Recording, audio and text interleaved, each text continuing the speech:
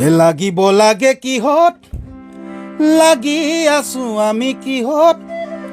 লাগি আছো আমি কিহত কি চলিছে কি দেখিছো সোণৰ অসমত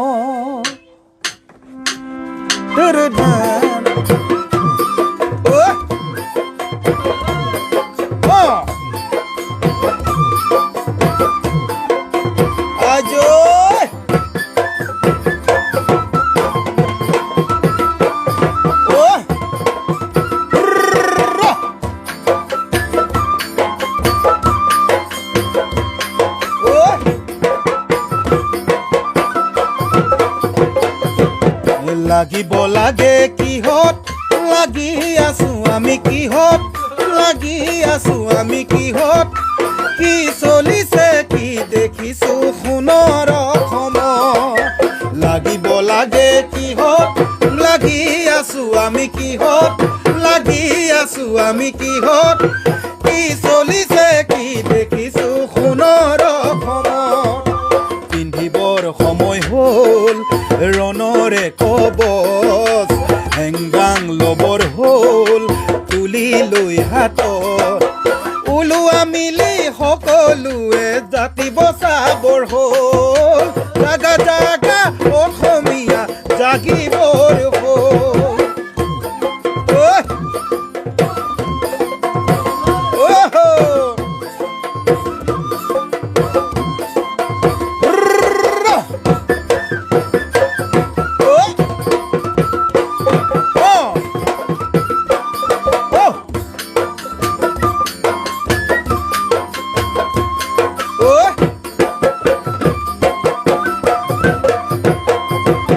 জাতি মাটিৰ কথা বহুতৰ মুখে মুখে আখৈ ফুটা দি ফুটে পিছে নিজৰ সন্তানক নপঢ়ুৱাই মাতৃভাষাতে ভাষা মাটিৰ কথা তোৰ মুখে মুখে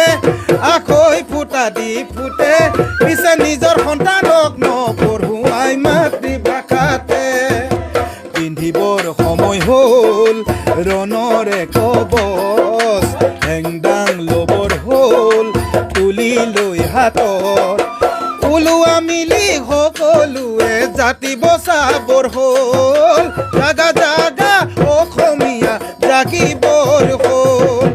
ওলোৱা মিলি সকলোৱে জাতি বচাবৰ হ'ল জাগা জাগা অসমীয়া জাগিবৰ হ'ল জাগা জাগা অসমীয়া ও জাগিবৰ হ'ল ৰাজীৱ শদিয়াৰ এই গানে বহুতো কথাই কৈ গৈছে গানৰ শব্দই বহুত কথাই অসমবাসীক ৰাইজক বুজাই থৈ গৈছে আৰু তেওঁ মৃত্যুত বহুত দুখ পালোঁ গতিকে